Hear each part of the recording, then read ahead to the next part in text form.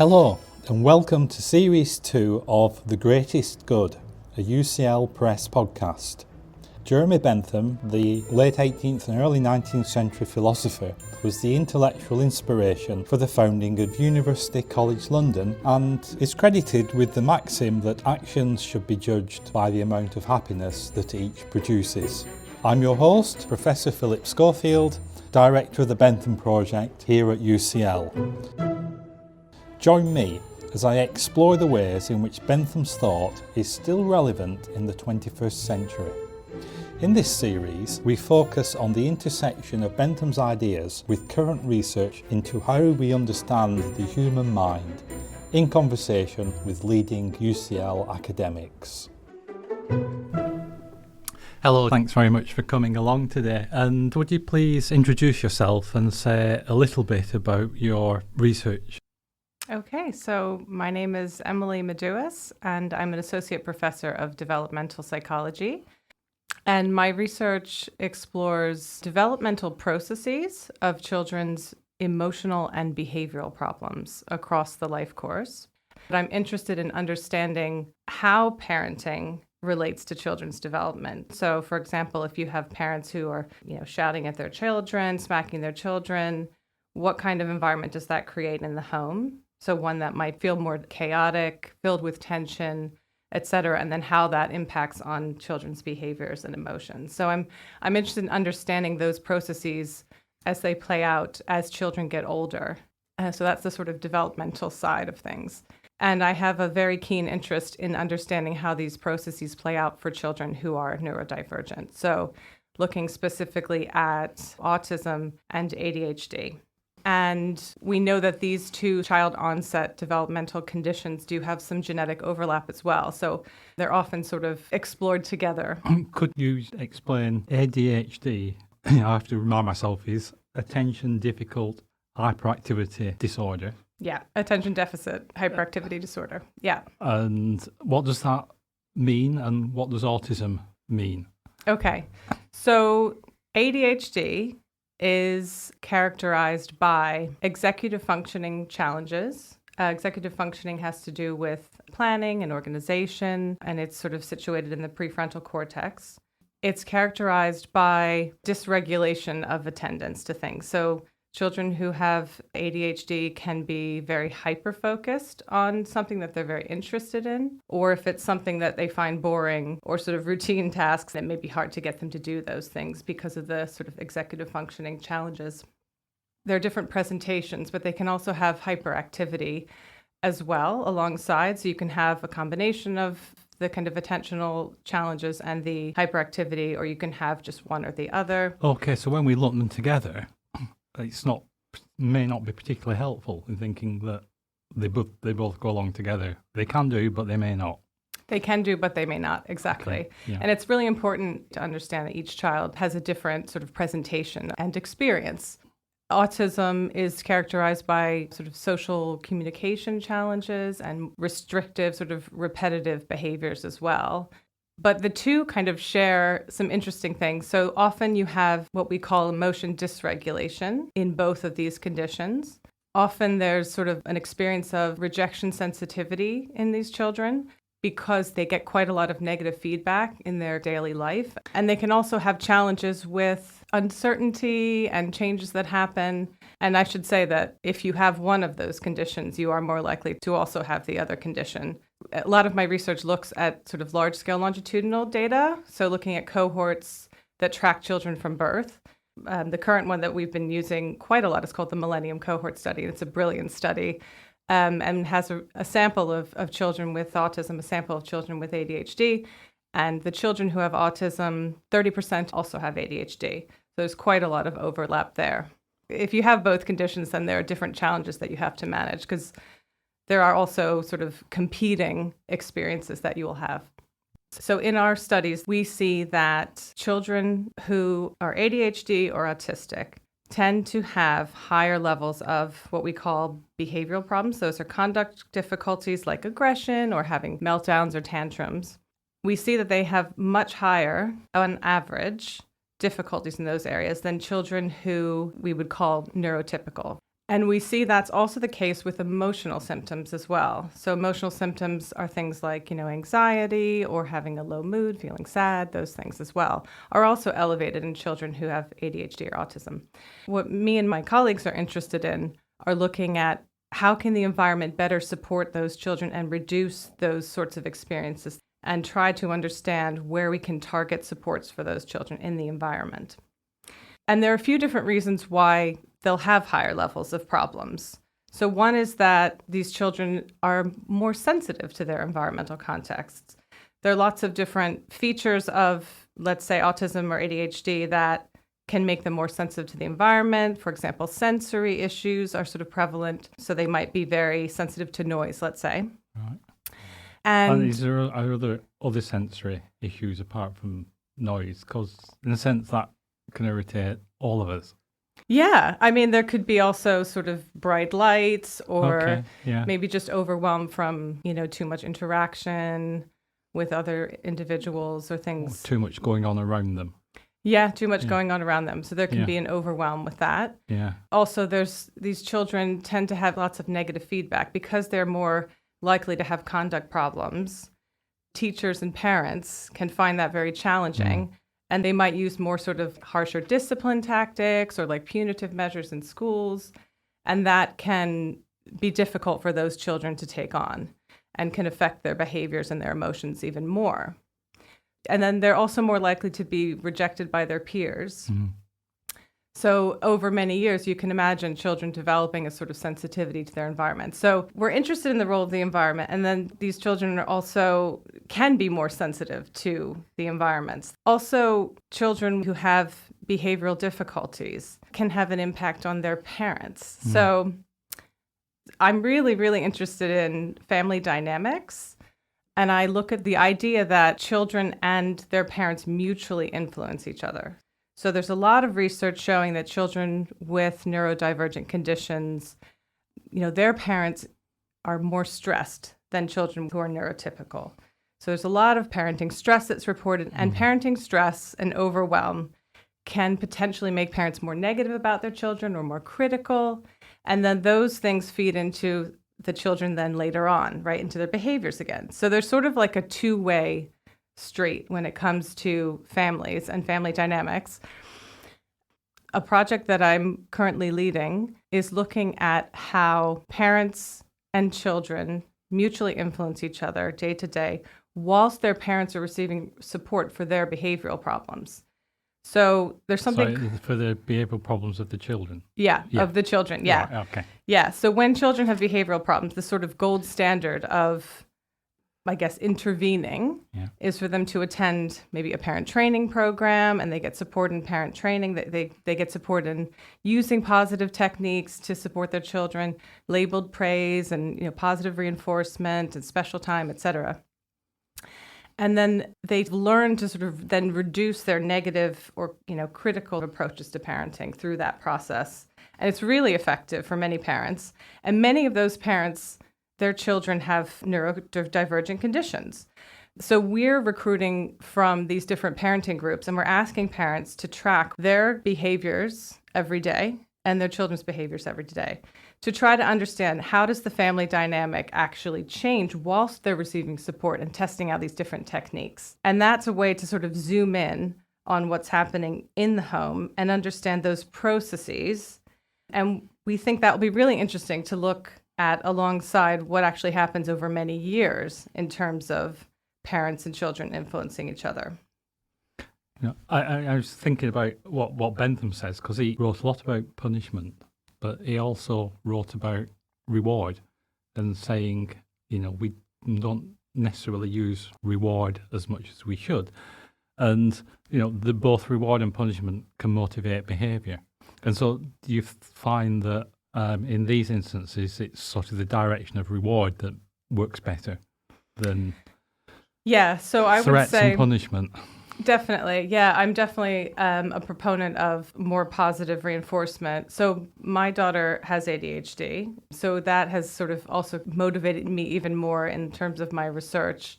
And for her, positive reinforcement works really, really well in the sense that, I was listening to something the other day.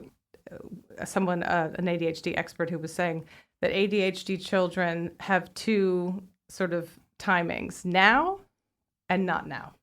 Right.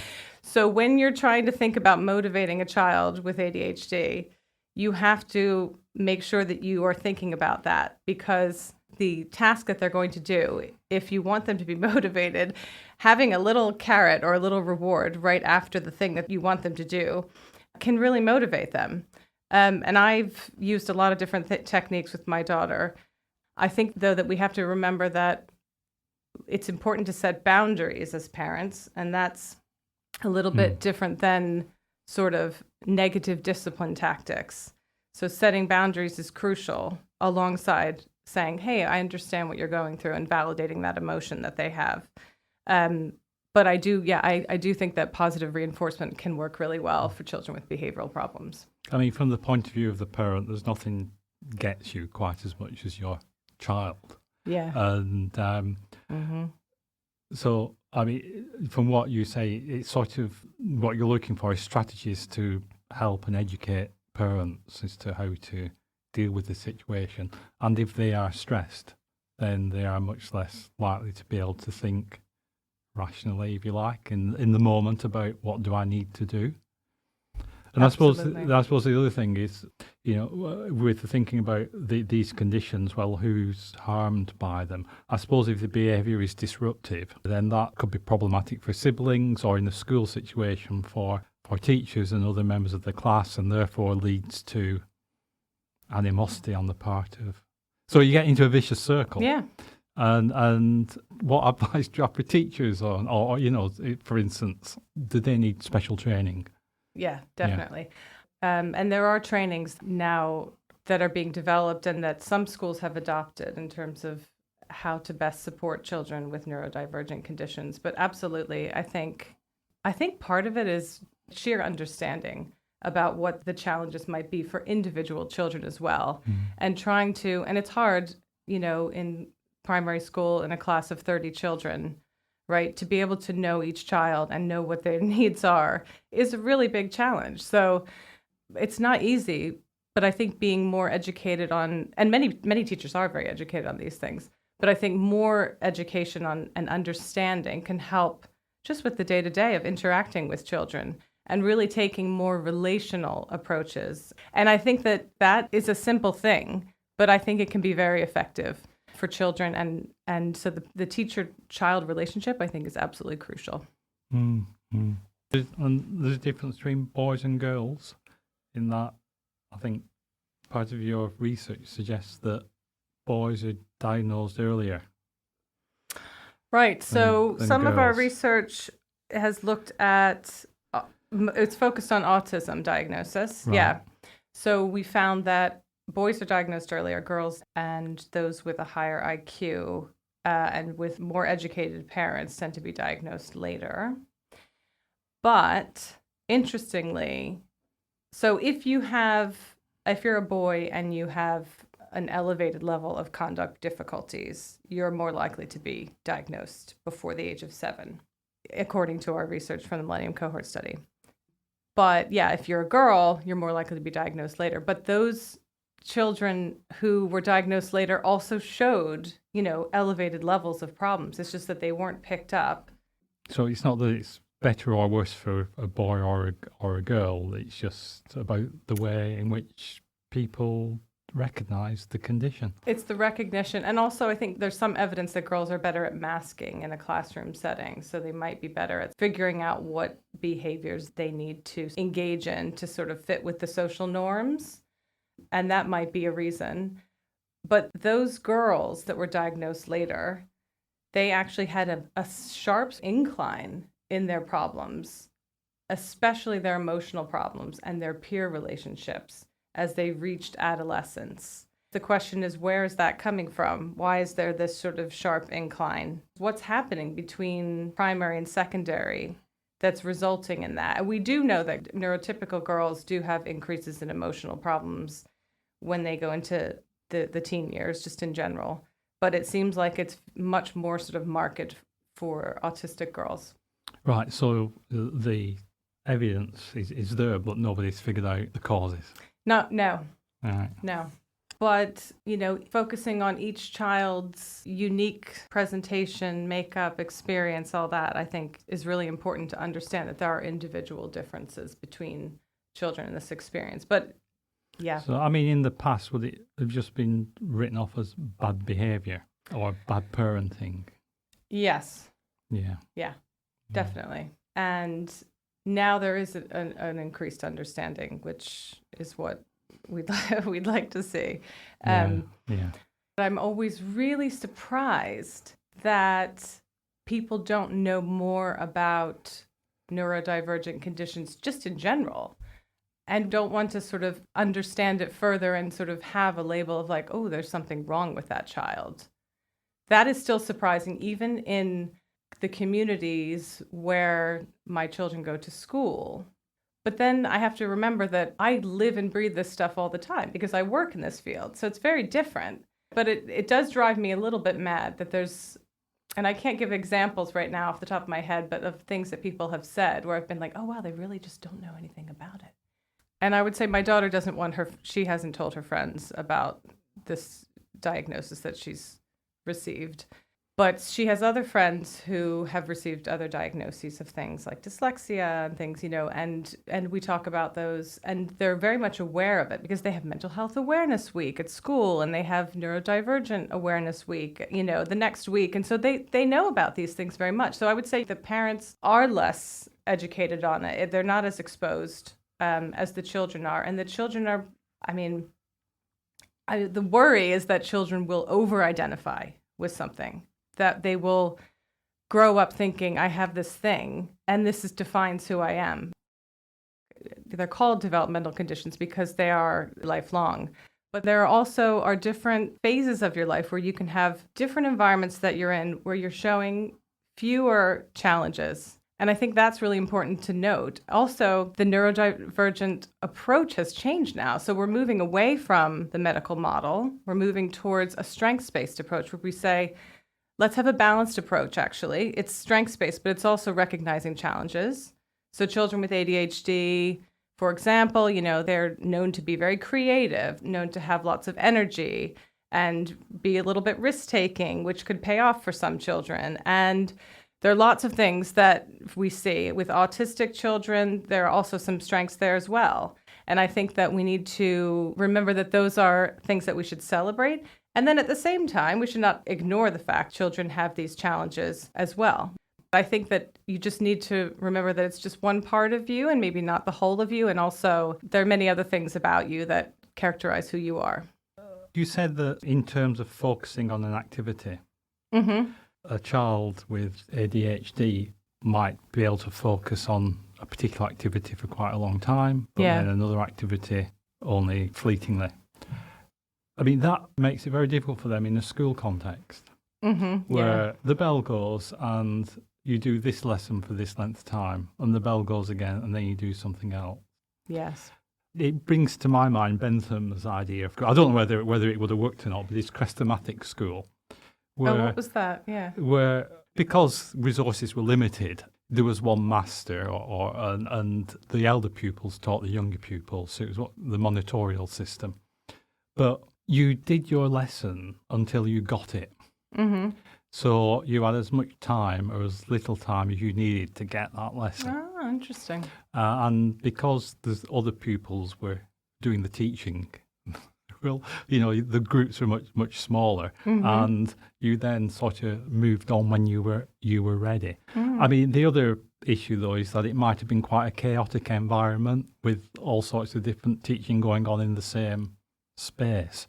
But no, I was just interested in whether, that sounds to me like it could be a real problem for teachers, and how do you deal with that? I suppose that they have to think about strategies to differentiate the work, and if a ADHD child is really stuck into something, just let them carry on with it. Yeah, I think that would be the best case scenario. If a child, not to bring up my daughter again, but this is an example, is that she's great at creative writing, but she needs a lot of time and she's passionate about it, but she needs time to actually work it through. And, and they're in the lesson for an hour, and then the hour ends, right? And then they can't finish it off. And her teacher said she would do the most amazing creative writing piece if she had the full week to really get into it and really, really do something really thorough. But I do think, it's just not feasible. The timing and the time limits, I think, make it really challenging. And I don't know what the solution would be, to be honest. But I think within a family context, you're not going to be able to control all the things that your children do. And what I would say to parents of at least young children, because I don't know that much about the sort of late teen, emerging adulthood phase, I would say that it's really important to focus on what is happening in your own family dynamic. To see, okay, when I feel stressed, that makes me fly off the handle with my kid. Or when my kid will not stop talking, and just keeps bombarding me with, a lot of emotion or, whatever it is, I feel really overwhelmed. Okay, what do I do in that situation? What's the best way of staying calm? Because it's very important to be calm and sturdy as a parent in general, right? And then when you have a child who might be sort of creating a lot of kind of chaos and stress in the home, it's just helpful to be aware of how that can impact on the adult.